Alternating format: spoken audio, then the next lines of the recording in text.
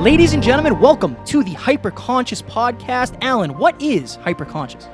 Once you understand why something is the way that it is, now you have the power to change it. Great conversations with great people and great questions are the keys to the kingdom of unlocking your consciousness. Every single action that you do starts as a thought. When you control the way you think, you will control the way you act, and you will control the way you live. That is hyperconscious.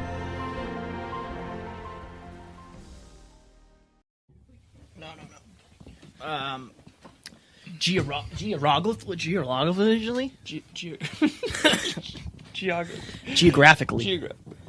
Geographically. This is cool. So I would say make sure that pretty face is showing. Yes, true. They're going to want to see that thing. They're going to want to see that thing, Alan. That face. You good? Ready?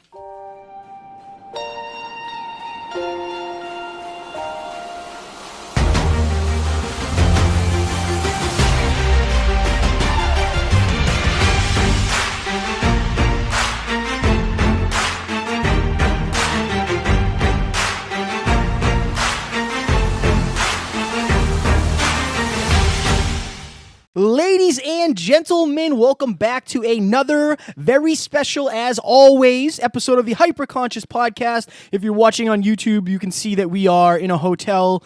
We were at an event last night. We were lucky enough to meet and sit down with Dave Meltzer, pick his brain, ask some questions. For hours.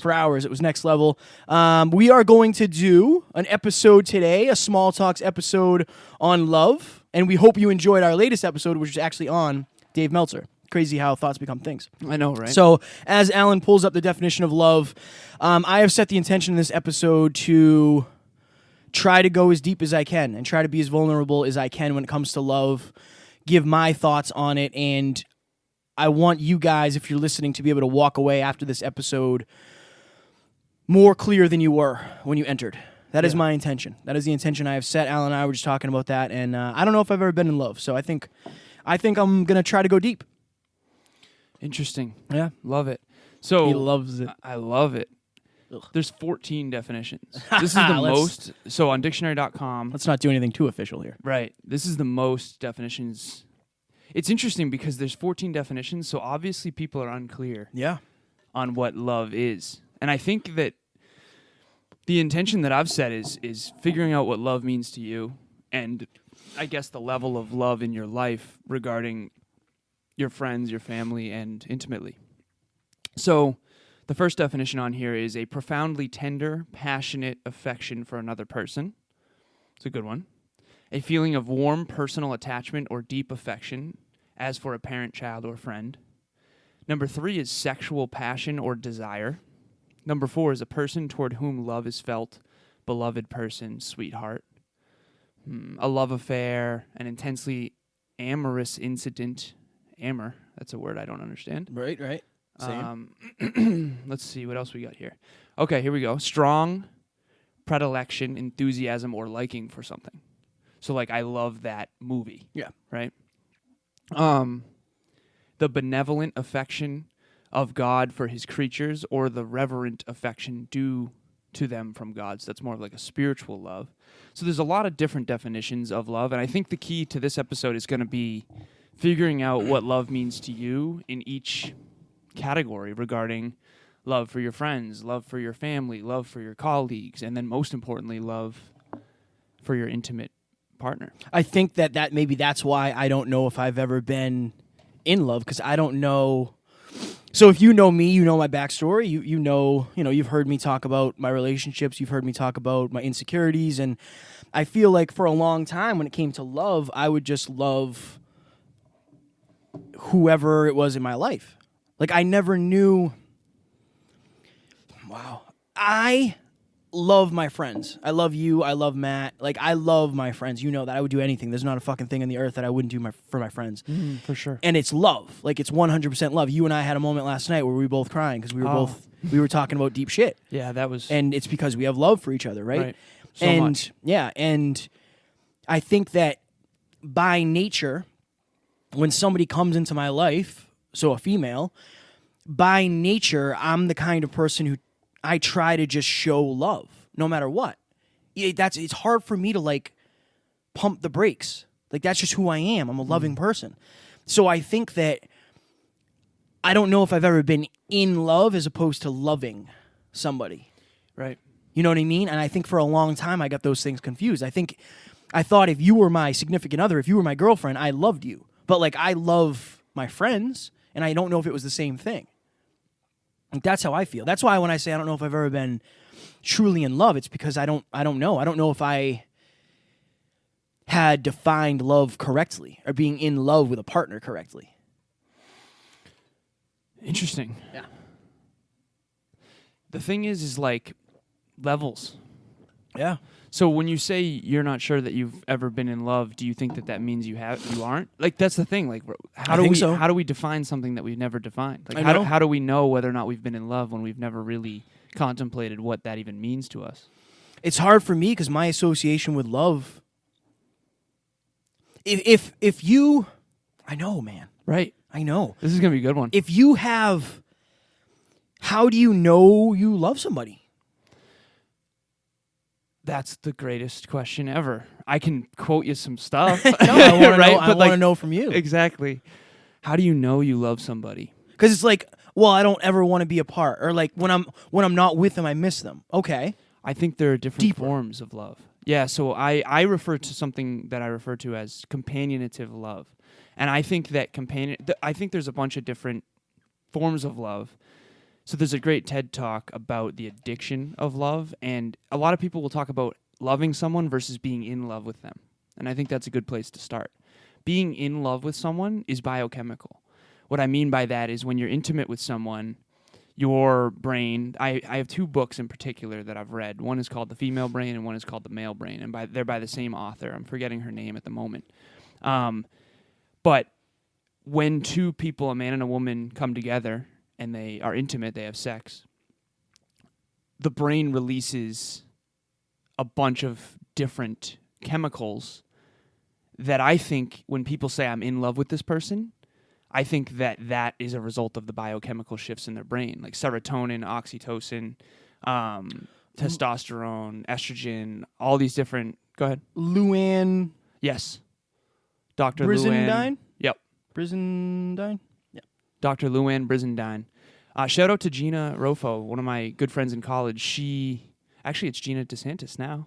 She just got married. That was the wedding I was at. She recommended those two books because I was trying to understand the feminine energy, and I wanted to understand the differences between the male and the female brain, because I think a lot of times we're trying to make apples and oranges the same thing. Yeah. Right? But when it comes to being in love versus loving someone, I think there's two forms. So one is being in love, which I think is a result of being intimate. And that's the thing. Like, the love we have for each other is what I would consider companionative love. Mm-hmm. In other words, being on a team with someone who you overcome adversity and grow together over time. Like, the Marines will talk about this. The military, they'll talk about this. Like, the brotherly love that you have when you're going through adversity and hard times together, and more importantly, overcoming challenges together. Like, you and I have overcome unbelievable adversity toward the attainment of something that you and I both desire for a greater purpose. Like, that, to me, the compound effect over time of companionative love is the deepest form of love. Whereas being in love with someone, I think, is the result of intimate biochemical shifts of passion. But if you're intimate with someone over the long term, imagine if you combine those two. I think that's the greatest form of love you can have. So before the episode, I said, like, one of the things I want to talk about is I think the best way to go about this is if you're listening and you think you're in love or you feel love towards somebody, I don't think it's our place to define love for you. I think it's your place to define love, and only you know what love means to you. Only you know what love feels like, and I think that's good. I think that's the way it should be, because everybody expresses and feels and receives love differently. So, but I think what I wanted to bring is, don't let the law of familiarity creep in, because you and I have that companionative love, but we spend so much time together that it's like, sometimes it's like if Alan's late or if something happens, it's like I know inside I'm not patient about it. I'm frustrated. And it's like, That's you my can't. bad. Well, no, I'm not even talking about that. But I was late yesterday, just so everyone knows. Yeah, on the way to the event. On the way to the event. But we got there. Everything worked out. Oh yeah, and then some. Couldn't have gone better. Could not have gone better. I think that it's important, if you're listening to this and you feel like you love somebody, that you let them know that, and you don't forget how that felt in the beginning. Because every single person walking this earth is guilty of taking something for granted. For sure. Or someone. Someone, something, and whether it's a loved one. This is something I've been trying to set the intention to do more, spend time with my family. My grandmother's getting old, and she's not going to be here forever, and I know that. And it's like, in the moment, you can have 1,000 excuses of why you're not going down to see him. Right. Right? And it's like that. Those excuses mean shit when you don't get to see that person anymore. Yeah. So whatever that love is, if you're in love with somebody, you have a boyfriend, a girlfriend, you're in a marriage, whatever it is, remember why you're there in the first place. Remember the good things that make you love that person. Remember the times that are nostalgic for you. Remember the cute things that person did for you. Or, I'll say, like, give me 5 things that you love about that person. Like, give me 5 things that you love about the person you're with. If you don't have 5 things, then maybe it's time to start, questioning that. Or start focusing on them more. True. Because if you can't rattle off 5 things quickly, maybe it's because you haven't focused on it much. Yeah. Whereas if you were journaling about the things you love about that person recently, you'd be able to come up with them quicker. That's a great point. Right. So it's not necessarily that there aren't great things. It's maybe you haven't been looking for them, or you've forgotten to look for them. There's always something bad available. And if you're looking for what's bad about another person, it's going to change the way you feel about that person. Therefore, it's going to change the way you treat that person. Therefore, it's going to change the relationship. And it's like, if you're trying to proactively look for what you love about another person, you're going to feel better about that person, and then you're going to treat them better, and then those parts of them are going to show up more. It's huge. You get what you look for. Yeah, you get what you look for. I also want to make this about you, if you're listening. Like, what do you love about yourself? Not like, what do I like about myself? What do I accept? Like, what do you fucking love about yourself? Let's do that. What do you love about yourself? Oh, man. I'm the man. Fuck yeah. No. I love the fact that I can make anybody laugh. Right. I love the fact that I just love who I am I'm very proud of the man that I've become, in regards to the fact that, like, if I was to leave this earth tomorrow, I have touched people. Like, right. That means the world to me. That means the world to me when my clients reach out. That means the world to me when my family says they're proud of me. Like, I didn't always think I was going to be this person. I told you, I thought I was going to be a loser for a long time. I thought I was going to be a loser. So I'm just proud of I love the person that I've become. Of course I have flaws. Of course I have, things that I'm working on. But Alan will know, I literally Snapchatted a kid that I used to work with. Shout out to Ray, because we're in a hotel in New Jersey right now. This used to be my life. Right. And I had all the feels yesterday. I was super overwhelmed, super anxious. Oh, yeah. And Ray was like, yo, man, I'm proud of you, like, for chasing your thing, and you being in a hotel room for a different reason, and it's like 2 years ago, I wasn't this person. I wasn't capable of this stuff. So I love who I am now. I love the journey I'm on. I love you. I'm filled with it, man. Love you what too, about brother. you? What about you? What do I love about you? No, well, yeah. I mean, we can, that might take the rest of the episode. Right. No, what do you love about you? Nothing. Yeah. No, I definitely love my mind. I think it's very special. I really do. It makes me very happy. You are one of the most intelligent people I've ever met in my entire life. You, man. And I'm so lucky and so grateful and privileged, honestly, to know you on a deeper level than most people ever will. I don't know. I'm unbelievably, we were talking about it yesterday. You're unbelievably intelligent. Well, thank you. You're welcome. Well, speaking of love, my love language, my Words second love language is words of affirmation after physical touch. Yeah, I'm not messing with the first one. What else? Do I love about me? Yeah. I think that I love my ability to help people with their life. I had one of my clients reach out today, this morning actually, about love and her relationship. And I love that people are coming to me for more than just fitness. I love my desire to help other people. I love my insane curiosity to know fucking everything. Yeah. I want to know everything.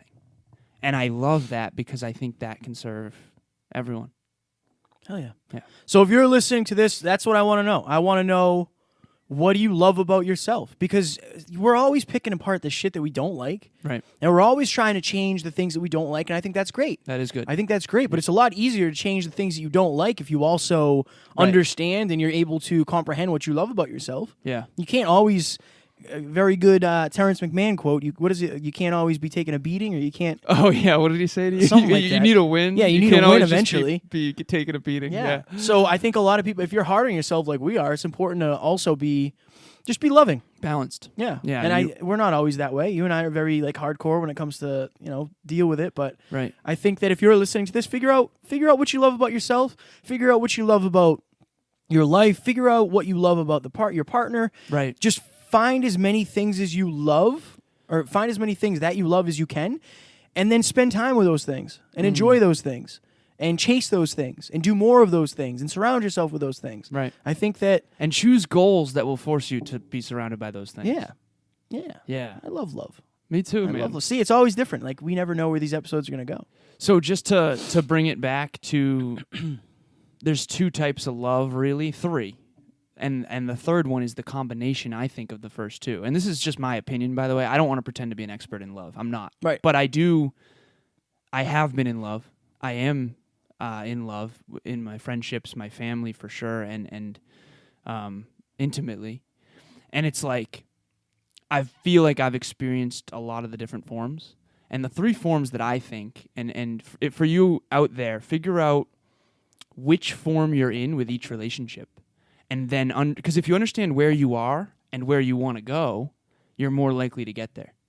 So, like, the first form is companionative love. In other words, going through adversity as a team toward betterment and growth. So these are like your friends, your family, the shit you've gone through together, dream team members, mentors, mentees, clients. Companionative love. Picture going to war with someone and coming out on the other side better human beings, right? Okay, these are the people that are in the trenches with you. There's another form of love. If you're intimate and passionate and lust, like you are unbelievably sexually drawn to this other person and you're intimate with them. The biochemical creation of love, quite literally, you could like take a scan of someone before they were intimate and then after they were intimate, and there would be huge biochemical shifts in both the male and the female brain before and after. As a matter of fact, that TED Talk I referred to, the parts of the brain that cocaine and amphetamines stimulate is also stimulated by love. That's why it's so addictive. Right. If you're out there, by the way, and you miss someone every time, one of my clients is very deeply in love, and I'm so proud of you, and you know who I'm talking about if you're listening. I'm so proud of her, but every time her person leaves her, she struggles a lot because there's a withdrawal.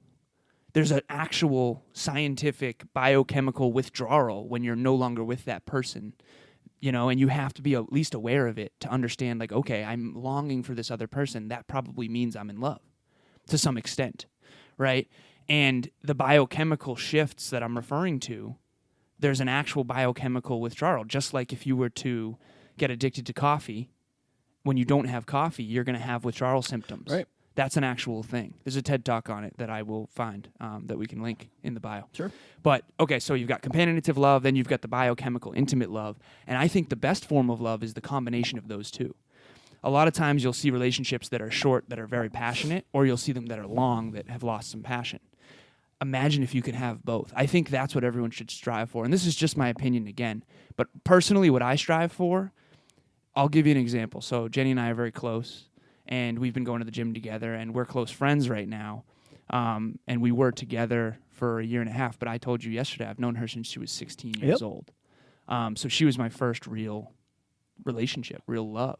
And so her and I feel very, very strong companionative love with her because I've known her since she was 16 years old. I know her family. She knows my family. We know the struggle that each other have grown through, and we've grown together, and we've grown apart, and then we've regrown together. And so to me, the combination of the biochemical intimate love plus the companionative love over time is the ultimate form of love. And this is just my articulation of what I believe. I'm not an expert, but I think that's the hardest thing in the world to attain and sustain, but I think it's the best thing in the world too. The hardest things, the most rare jewels are the ones that are worth the most, and that's the reason why, because what's rare is what's valuable. Right. So, ladies and gents, Alan and I are very grateful for you, and honestly, that's why one of the reasons when somebody shares something like an episode, I always say nothing but love. Right. Because I have nothing but love for you guys. I appreciate you guys more than you know. Without you guys, we wouldn't be able to do this. Right. We would just be sitting in a hotel talking to each other, which we do anyway. But right. But we are lucky enough to get the opportunity to impact people, and it's awesome. You guys are telling your friends about us, and share. It's awesome. I love life right now. Obviously there's struggles, for sure, but I love life. I love my job. I said that the other day. Like, I was editing video and audio, and it's just awesome. It's awesome that this is our reality, and I love my life. I love you, Alan. I love the listeners. I appreciate the hell out of you guys, and we're actually going to record another episode right now. What are we recording it on, Alan? Effective communication. Yes. Which I think is one of the most important, if not the most important thing when it comes to sustaining love. So they're very connected. One thing I do want to say very quickly is Kevin mentioned earlier on this episode that we were crying last night. And I'm glad we went into what we love about ourselves, and that to try to focus on what you love about other people. Remember, if you're out there right now and you're in a relationship, whether it's a friendship, a family member, or an intimate relationship, like, what you fell in love with at first might have been super endearing and awesome and cute and funny, and now maybe it's annoying you. Try to go back. Tony Robbins says this: if you do what you did in the beginning, there won't be an end. And I'm as guilty of this as anybody, like taking people for granted when you shouldn't have sucks. You're never going to regret loving someone too much. I don't think you ever will. Yeah, maybe you get hurt, okay? And maybe you're out there and you're like, well, I have regretted when I loved someone too much. Do you really, though? Aren't you glad that you loved? It's better to have loved and lost than to not love at all. Here's the thing. Love is risky as fuck. Because when you get your heart broken, it hurts. But what's the alternative? To just not? To not experience that? One of my clients, the one that fell in love, and I would argue this client fell in love intimately for the first time in her life, like, there's a lot of risk to what she's doing. And fortunately, I can help her and coach her on all the mistakes that I've made so that she doesn't have to make them. But, like, there's still risk of losing this. Of course. But the things that are risky are the things that are worth it. Right. And that's why... And you can't have one without the other. No. That's without risk, or with great risk comes great reward. Right. And I think that you have to make sure that the person that you're risking it for, risking it with, is worth it. And I think that's where some people go wrong. And try to focus on the long term. Like whenever I'm in a tough spot, I called you the other night. When I was sleeping. Yeah, right. It was like midnight, and I was having a hard time. And I remember when you didn't pick up. Right. Me too, I remember. I was just alone. No. But I was just thinking to myself, like, this is the downside of the great. You can't have one without the other. You can't be in love and not have, like, the downside of that, which is missing them and challenges. And, you know, when you're that in love with somebody and it doesn't go well, it hurts more than if you didn't care, right? I think it's just important to take the lessons from it. Yeah, exactly. And I think that's where a lot of people don't. And you're going to take the lessons because you care. Yeah. Whereas if you stay, you know, at that flat line of I'm not going to fall in love because it's too risky, you're not going to take as many lessons away from life, because if it doesn't sting, it doesn't stick. Knowledge without emotion doesn't stick. You know, and if you're out there right now and you have a traumatic moment, I guarantee you can remember that memory vividly. That's how it works. So if you take the risk, you fall in love, and then you have the downside of that, which is making mistakes, failing forward, and then having the heart ache associated with that. You're going to learn more. So that's the last. So this wasn't a small talk. This was a medium talk. Yeah, this my bad. Ladies and gentlemen, also friendly reminder, head over to the hyperconsciouspodcast.com. We actually have, so the hyperconsciouspodcast.com/free. We have a new free behind-the-scenes video. We did a course on building confidence. 5 ways to build confidence right now, and then Alan threw in a bonus number 6 way.